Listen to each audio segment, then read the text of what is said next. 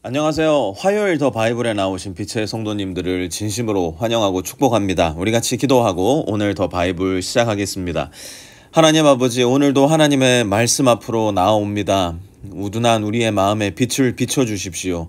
그래서 하나님의 뜻을 알아채게 해주시고 하나님의 말씀대로 살아갈 때 우리에게 주어지는 참 생명의 기쁨과 충만함을 만끽할 수 있는 오늘 하루 될 수 있게 도와주십시오. 예수님의 이름으로 기도합니다. 아멘. 오늘은 여호수아 2장 1절에서 7절 말씀 함께 공부해 볼 텐데요. 1절 말씀부터 시작하도록 하겠습니다. 같이 한번 읽어볼게요. 시작. 눈의 아들 여호수아가 시딤에서 정탐꾼 두 사람을 보내며 일렀다. 가서 몰래 그 땅을 정탐하여라. 특히 여리고 성을 잘 살펴라. 그들은 그곳을 떠나 어느 창녀의 집에 들어가 거기에서 묵었다. 그 집에는 이름이 라합이라고 하는 창녀가 살고 있었다. 아멘. 여러분, 오늘 본문은 상당히 재미난 장면을 담고 있습니다. 먼저 눈의 아들 여호수아가 시딤에서 정탐꾼 몇 사람을 보냈다고요? 두 사람을 보냅니다. 모세가 가나안 땅에 처음으로 정탐꾼을 보냈을 때 몇 명의 정탐꾼을 보냈는지 기억하십니까? 12명의 정탐꾼을 보냈습니다.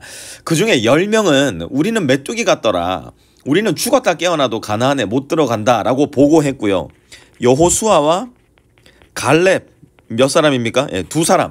이 두 사람만이 하나님이 우리에게 이 땅을 주셨다 가져와 라고 말했어요. 결국 이 10명의 부정적인 보고 덕분에 이스라엘 민족은 무려 40년을 광야에서 뺑뺑이를 돌게 됩니다.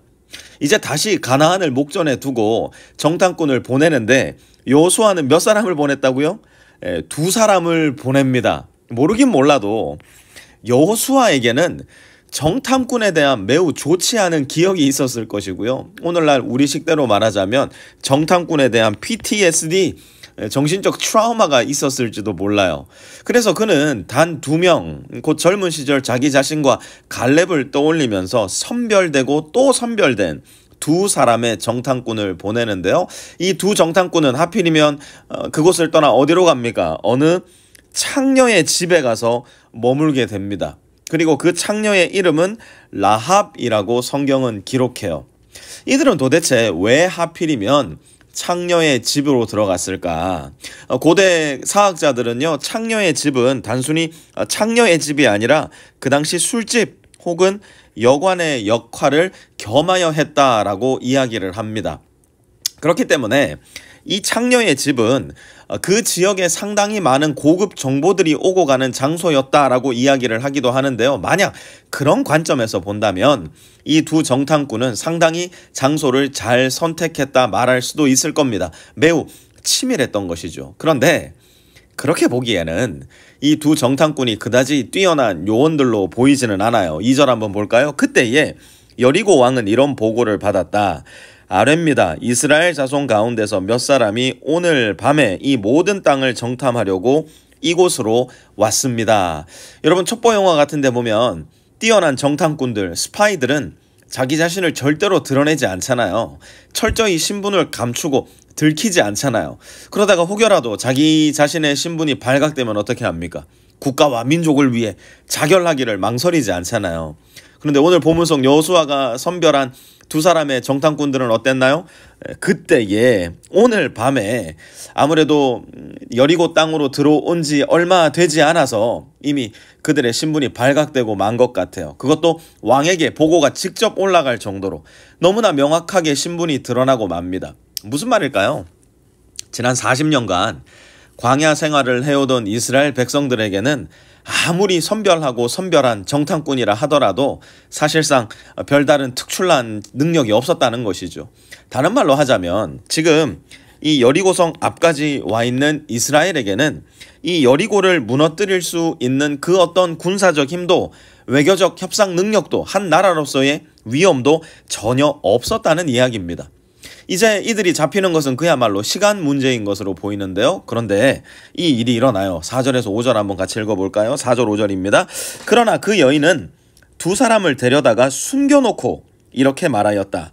그 사람들이 저에게로 오기는 했습니다만 그들이 어디서 왔는지 저는 알지 못합니다.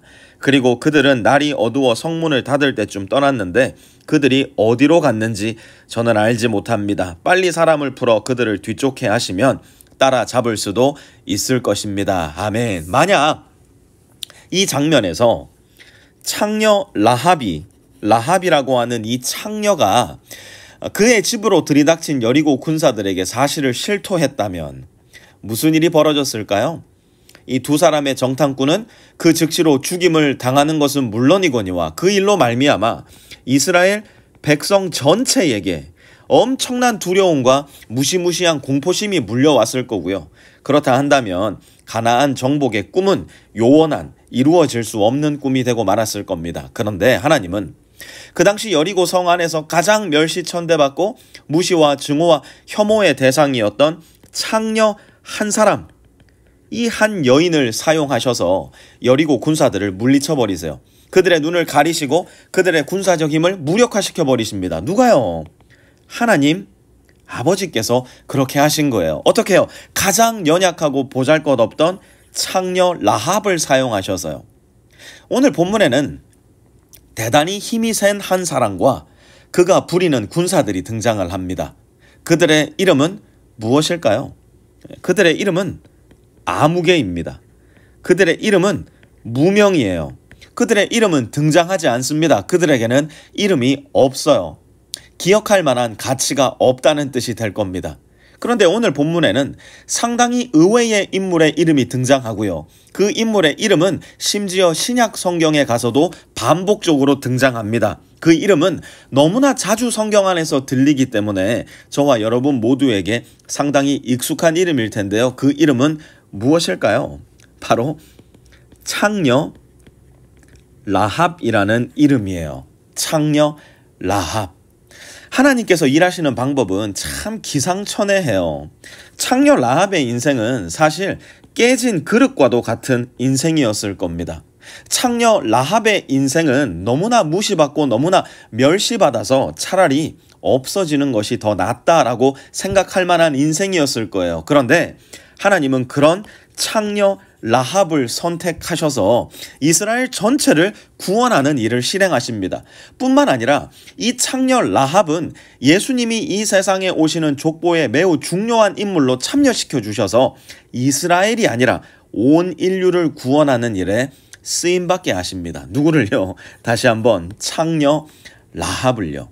그 당시 고대 가나안 사회 안에서 이 사회 거대 피라미드 가장 꼭대기에 앉아 수많은 사람을 부리고 떨게 했던 이 여리고 왕, 이 사람이 누구인지 우리는 도무지 알지 못합니다. 그 당시 이스라엘 백성들 중에 선별되고 또 선별되어 40여 년 전 여호수아와 갈렙의 또 다른 버전이 되어 주겠지, 민족의 한 기대를, 모든 기대를 받았던 이 두 명의 정탐꾼 역시 우리는 누군지 알지 못해요. 그러나 온 백성의 무시를 받던 한 여인, 온 나라의 멸시천대와 혐오를 한 몸에 받고 있었던 창녀 라합의 이름을 우리는 오늘날 이 시대까지도 여전히 알고 있어요. 무슨 말인가요?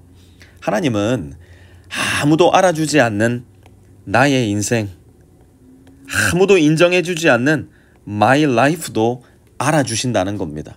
어쩌면 오늘도 회사에서 꾸지람받고 무시받고 손가락질 받는 나의 인생, 하나님은 알아주세요. 오늘도 애보다가 하루가 다 가는구나. 도대체 나의 인생은 어디에 있나? 나도 모르게 육아 가운데 한숨을 쉬는 나의 인생을 알아주세요. 그리고 하나님은 그런 나의 이름, 그 이름 석자를 불러주십니다. 본성아, 유일아, 현준아, 미나야, 내가 너를 복되게 사용하겠다. 내가 나의 이름을 위하여 너를 높이 들어쓰겠다. 창녀 라합을 쓰셨던 하나님이 오늘 나를 사용하세요. 우리 모두를 사용하세요. 그러니 우리가 할 일은 무엇일까요? 내 스스로에게 available 모드를 작동시켜 놓는 겁니다. 어떻게 해요? 지금 말씀 앞에 나오심으로 available 모드 넘버 1을 이미 여러분은 작동시킨 거예요. 이제 넘버 2를 작동시키셔야 할 텐데요. 주님, 오늘 하루 내가 어떻게 쓰임받을 수 있을까요? 주님, 오늘 하루 나를 누구에게 보내고 싶으신가요? 내가 그에게 어떤 말을 하기 원하시나요? 내가 무엇을 그에게 나누기 원하시나요? 알려주십시오. 가르쳐 주십시오. 내 마음에 빛을 비추셔서 내 한 발자국의 길, 그 갈 길을 가르쳐 주시고 비추어 주십시오. 우리 함께 이렇게 기도하면서 오늘 더 바이블 마무리할 수 있었으면 좋겠습니다.